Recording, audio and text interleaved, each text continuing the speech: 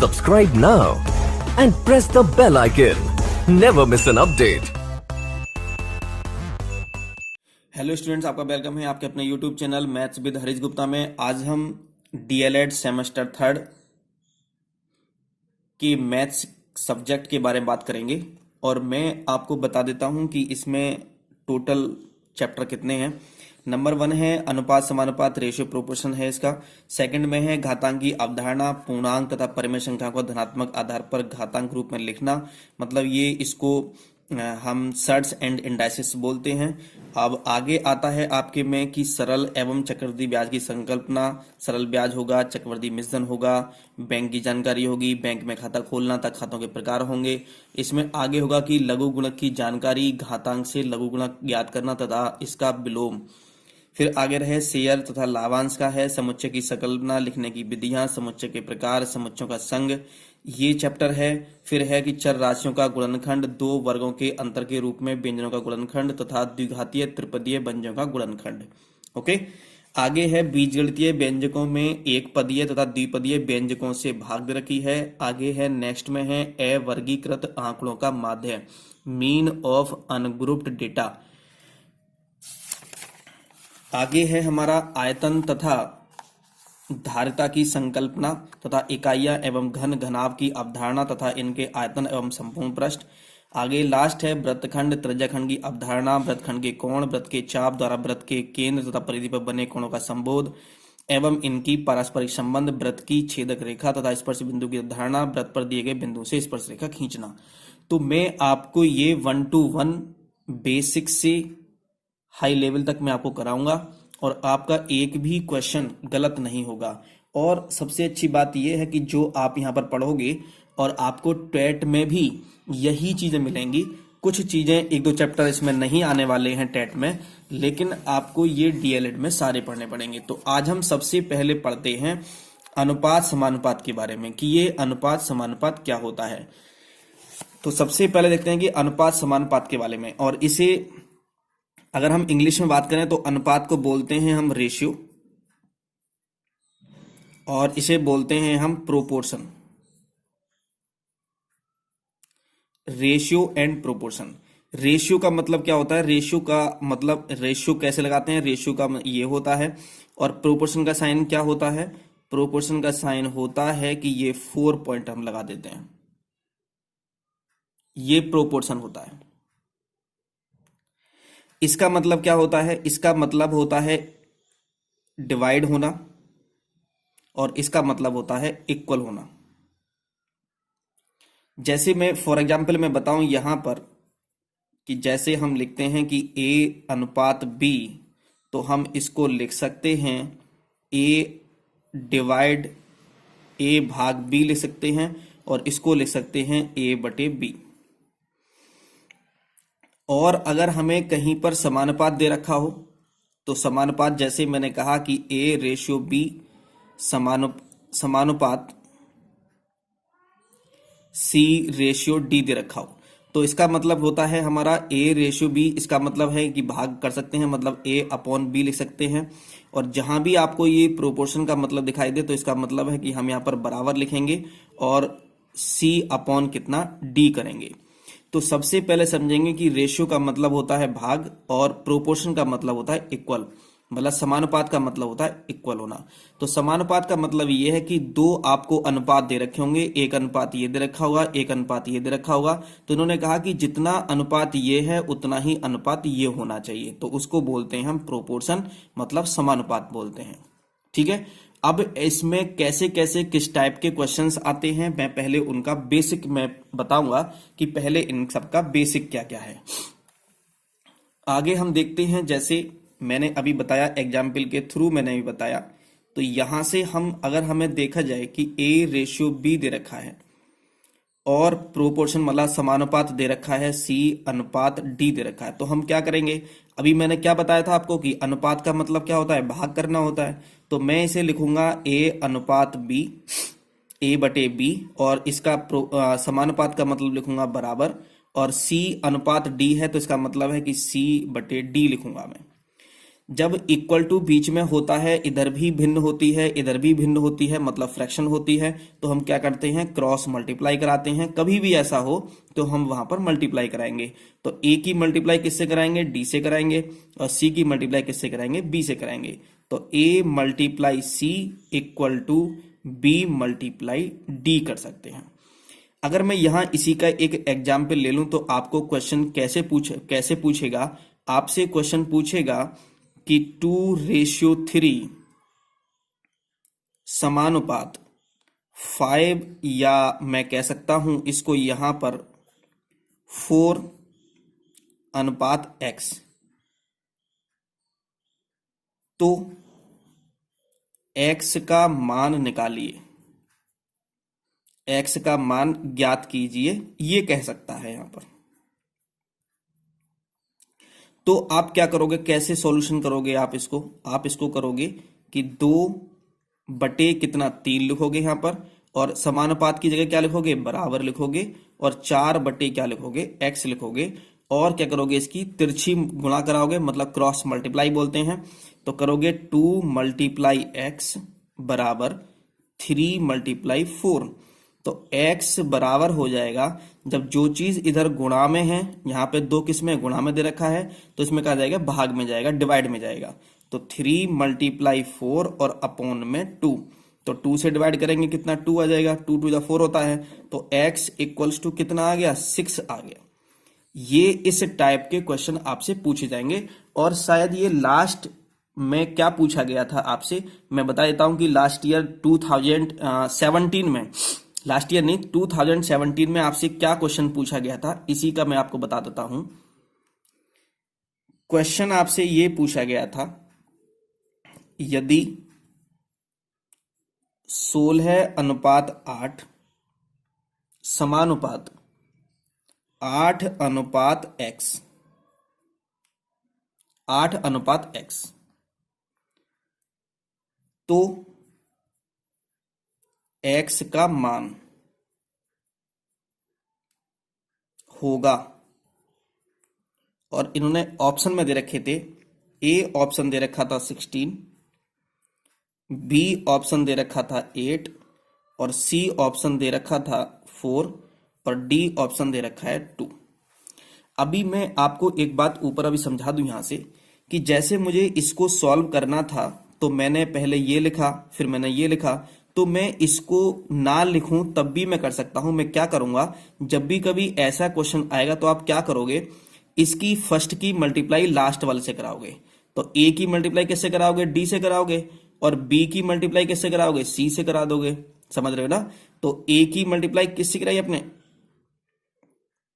अच्छा गड़बड़ हो गया यहाँ पे ना, ए मल्टीप्लाई डी होगा ना, क्योंकि ये मल्टीप्लाई इस तरह से कराएंगे ना, तिरछी मल्टीप्लाई कराएंगे, तो ए मल्टीप्लाई डी होगा, मैंने गलती से लिख दिया, और बी मल्टीप्लाई कितना होगा, सी हो जाएगा ये। ठीक है, तिरछी गुणा करेंगे ना, तो ए गुणा डी करेंगे और बी गुणा कितना, सी करेंगे। तो मेरे कहने का मतलब ये है कि अगर हम इसे ना लिखें, डायरेक्ट हम कैसे करेंगे इसको, कि फर्स्ट की मल्टीप्लाई लास्ट से कराते हैं और बाद में इन दोनों की मल्टीप्लाई करा देते हैं। तो अगर मुझे ऐसे क्वेश्चन ये करना होगा तो मैं क्या करूंगा, सॉल्यूशन में इसको मैं क्या कर सकता हूं, मैं लिखूंगा पहले क्वेश्चन क्या है, 16:8 समानुपात 8:x है। तो मैं सबसे पहले क्या करूंगा कि इसकी 16 की मल्टीप्लाई में x से कराऊंगा। तो मैं यहां लिख सकता हूं 16 × x, और समानुपात का मतलब इक्वल लगाऊंगा मैं यहां पर, और 8 गुणा में 8 लिखूंगा यहां पर। ठीक है, तो ये x बराबर कितना हो जाएगा, तो ये 8 8 तो 64 हो जाएगा, 8 8 64 हो गया। अब ये 16 मल्टीप्लाई में है तो इधर किस में आएगा, डिवाइड में आ जाएगा, तो 16 नीचे आ जाएगा, और 16 4 जा कितना, 64 हो जाएगा। तो x बराबर कितना आ गया, 4 आ गया। x बराबर कितना आ गया, 4 आ गया आंसर। वैसे हम यहां से हमने इसको सॉल्व किया, हम यहीं पे सॉल्व कर सकते थे कि 8 से इसको कट करते 2 हो जाता, 2 से फिर ये 4 कर, कोई प्रॉब्लम नहीं है। आप हो सकता है कि आप अच्छा जानते हो, लेकिन ये जो वीडियो बनाई जा रही है ये सबको ध्यान में रखते हुए बनाई जा रही है। जिस पे मैथ्स था उसके लिए भी है, और जिस पर मैथ्स नहीं था वो उसके लिए भी है। ओके, तो आप इसको देखें और आप इन क्वेश्चन को सॉल्व कर सकते हैं। ठीक है, तो मैंने आज आपको ये बताया अभी तक कि हम ऐसे क्वेश्चंस को कैसे सॉल्व करेंगे। अब हम आगे देखते हैं, आगे की देखते हैं कि आगे क्या करना है इसमें। आगे हम बताते हैं अनुपात समानुपात में ही आगे, कि जैसे मैंने कहा कि क्वेश्चन एग्जाम्पल से मैं ले लेता हूं यहां पर।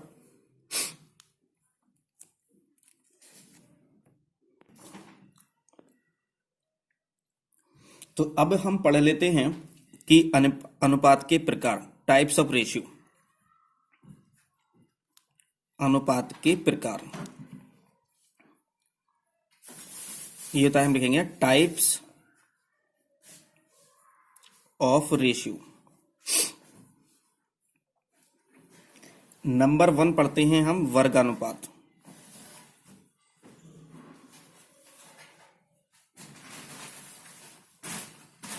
वर्गानुपात कहते हैं यदि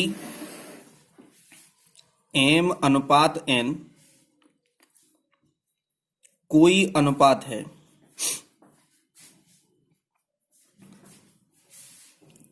हो तो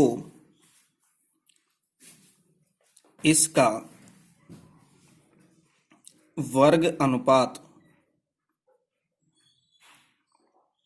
बराबर होगा, वर्ग कर देंगे इन दोनों का, तो क्या जाएगा एम स्क्वायर अनुपात एन स्क्वायर हो जाएगा। एक तो पहला ये हुआ। दूसरा है हमारा वर्गमूल अनुपात।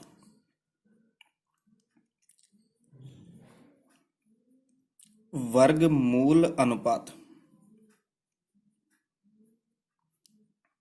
ये भी ऐसे ही होगा। अगर कोई m अनुपात n है तो इसका वर्गमूल अनुपात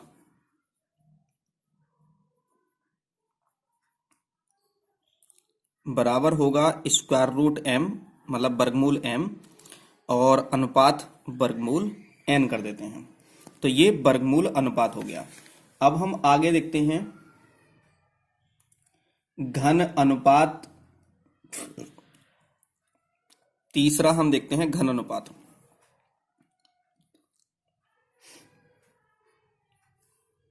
घन अनुपात या बोलते हैं त्रिघाती अनुपात।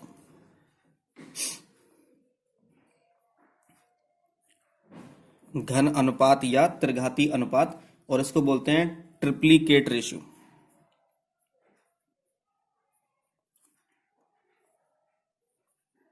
Triplicate ratio, triplicate ratio.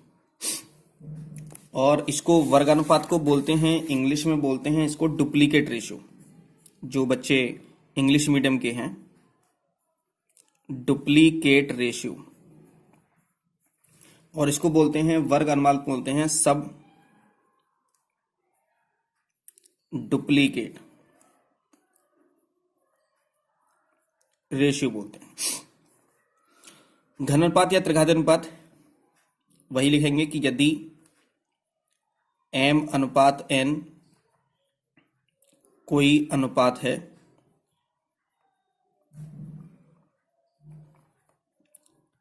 तो इसका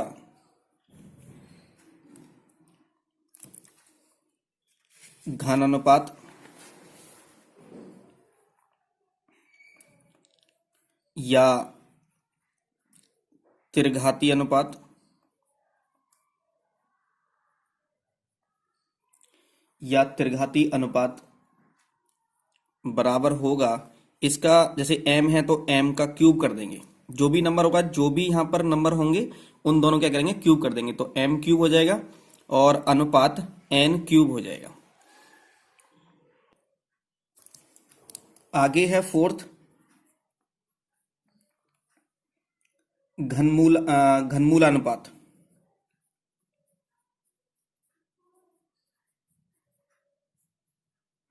घनमूल अनुपात, और इसे बोलते हैं हम इंग्लिश में सब ट्रिप्लीकेट रेशियो। घनमूल अनुपात वही है कि यदि, अगर मैं इसको लिखता हूं कि यदि m रेशियो n, इफ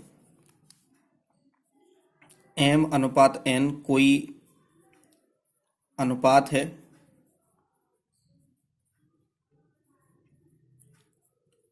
तो इसका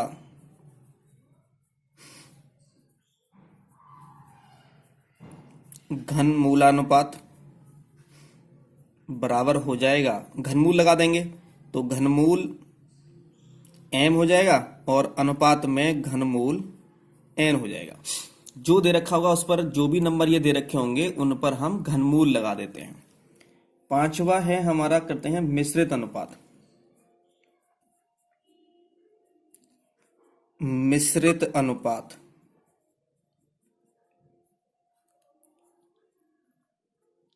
इसको बोलते हैं कंपाउंड रेशियो।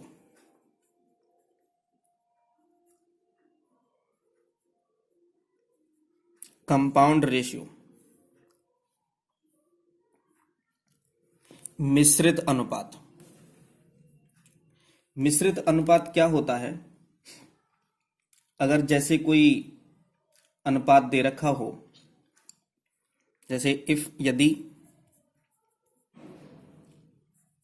a अनुपात b, b अनुपात c तथा c अनुपात d अनुपात हैं, तो इनका तो मिश्रानुपात, मिश्रानुपात इक्वल टू क्या करेंगे? यहां पर जो भी जितने भी रेशियो दे रखे हैं, दो रेशियो दे रखे, हो सकता है कि ये दो दे रखे हो बस केवल, हो सकता है तीन दे रखे हो सकता है चार दे रखे हो, तो कितने भी अनुपात दे रखे हो तो हम क्या करेंगे, सीधे सीधे a अनुपात b का मतलब कितना होता है? a बटे b होता है, मल्टीप्लाई b बटे c होता है, मल्टीप्लाई c बटे d होता है। तो हम यहां क्या करेंगे कि इसको एक काम ये कर सकते हैं कि इसकी मल्टीप्लाई करें और यहां पर इसकी मल्टीप्लाई करें, ये हो सकता है। लेकिन अगर हम यहां पर एक ये बात भी कर सकते हैं यहां से कि जैसे कुछ कट रहा हो, तो जैसे b से b कैंसिल हो रहा है, c से c कैंसिल हो रहा है, तो हम यहां लिख सकते हैं a अपॉन में d लिख सकते हैं। अब मैं इसे आपको एक एग्जाम्पल से समझाता हूं।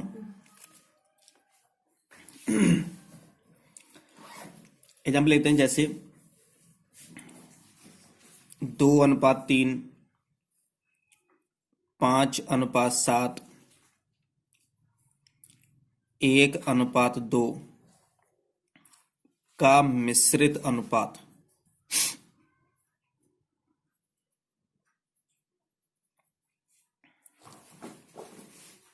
कितना होगा? तो हम क्या करेंगे इसमें, तो मैंने आपको क्या बताया था, सॉल्यूशन करते हैं, हल करते हैं इसको। तो मैंने बताया था कि इसको मिश्रित अनुपात कैसे निकालेंगे।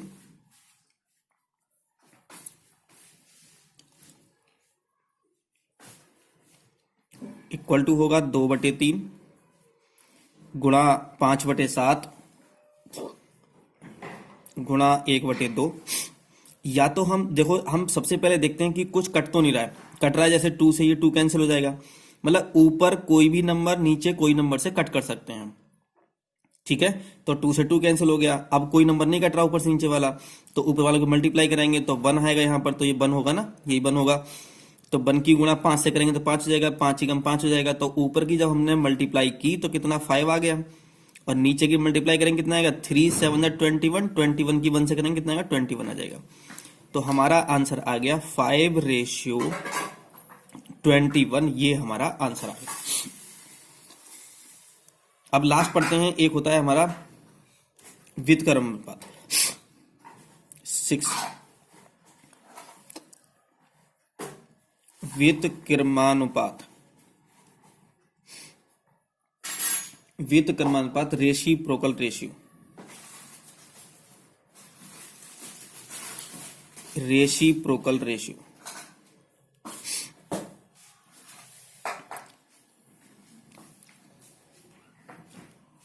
यदि m अनुपात n कोई अनुपात है, तो इसका व्युत्क्रमानुपात, व्युत्क्रमानुपात का मतलब होता है उल्टा अनुपात, तो इसका व्युत्क्रमानुपात n अनुपात m होगा। जो भी दे रखा होगा, मान लो यहां 2:3 दे रखा होता तो 3:2 कर देते हैं हम यहां से। तो मैंने आपको बता दिया अनुपात के बारे में, और मैंने आपको बताया कि अनुपात किसे कहते हैं, समानुपात किसे कहते हैं, और मैंने आपको अनुपात के बारे में कि कितने प्रकार के अनुपात होते हैं ये। तो आज इस क्लास में केवल इतना ही, और इससे अगली क्लास में हम पढ़ेंगे इसके क्वेश्चंस और सॉल्व करेंगे, और कुछ इसका बेसिक भी पढ़ेंगे यहाँ पर। और मैं आपको बिल्कुल बेसिक से कराऊंगा, और आपके जो क्वेश्चंस आए हुए हैं एग्जाम में पिछले साल में वो भी मैं आपको यहाँ पर सॉल्व कराऊंगा। और ये जो चैप्टर मैं आपको पढ़ा रहा हूं ये आपके टेट और सी टेट में भी काम आने वाले हैं, क्योंकि आप सभी को टेट देना होगा, यूपी टेट या सी टेट देना होगा, और जिसमें ये आपको बहुत हेल्प करेंगे। Okay, thank you for watching.